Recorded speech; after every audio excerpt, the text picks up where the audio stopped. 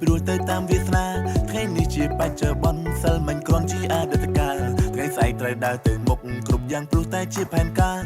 មួយតាម step by step កុំទៅចិត្តរឿងគ្មានបានការធ្វើល្អឲ្យអស់ពីចិត្តកុំគិតថ្ងៃស្អែកទៅជាយ៉ាងណារាល់ក្រុមបញ្ហាត្រូវចាំថាគង់តែមានដំណោះស្រាយ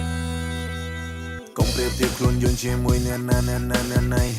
ខ្សែជីវិតផ្សេងគ្នាមនុស្សរាប់ម៉ឺនអ្នកនៅលើផែនដី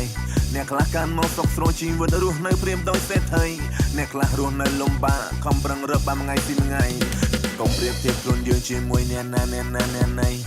ខ្សែជីវិតផ្សេងគ្នាមនុស្សរាប់ម៉ឺនអ្នកនៅលើផែនដីអ្នកខ្លះកាន់មកសុខស្រួលជីវិតរស់នៅព្រាមដោយសេដ្ឋីអ្នកខ្លះរស់នៅលំបាកខំប្រឹងរកបានថ្ងៃពីថ្ងៃចឹងបានថាខំប្រឹងទៅតន់មានជីវិតខំប្រឹងទៀតទៅកុំចោះចាញ់នឹងវាសនា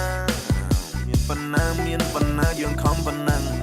ដឹងថ្ងៃកើតតែមិនដឹងថ្ងៃឡាប់ជីវិតរស់នៅអ្នកខ្លះជួបរឿងឈឺចាប់អ្នកខ្លះកើតមកបានស្រណុកសុខស្រួលស្រាប់អ្នកខ្លាំងរស័កធ្វើការឲ្យគេដល់ថ្ងៃង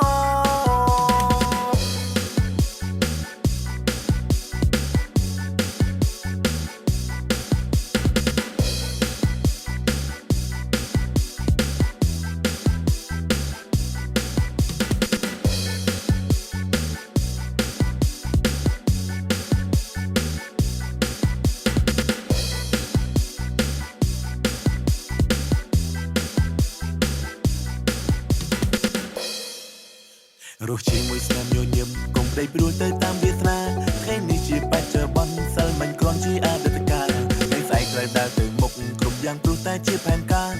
មួយតាម step by step កុំទៅចិត្តរឿងគ្មានបានការធ្វើល្អឲ្យអស់ពីចិត្តកុំគិតថ្ងៃស្អែកទៅជាយ៉ាងណារាល់ក្រុមបញ្ហាត្រូវចាំថាគង់តែមានដំណោះស្រាយចឹងបានថាខំប្រឹងទៅតន់មានជីវិតខំប្រឹងទៀតទៅកុំចោះចាញ់នឹងវាសនាមានប៉ុណ្ណាយើងខំប៉ុណ្ណឹង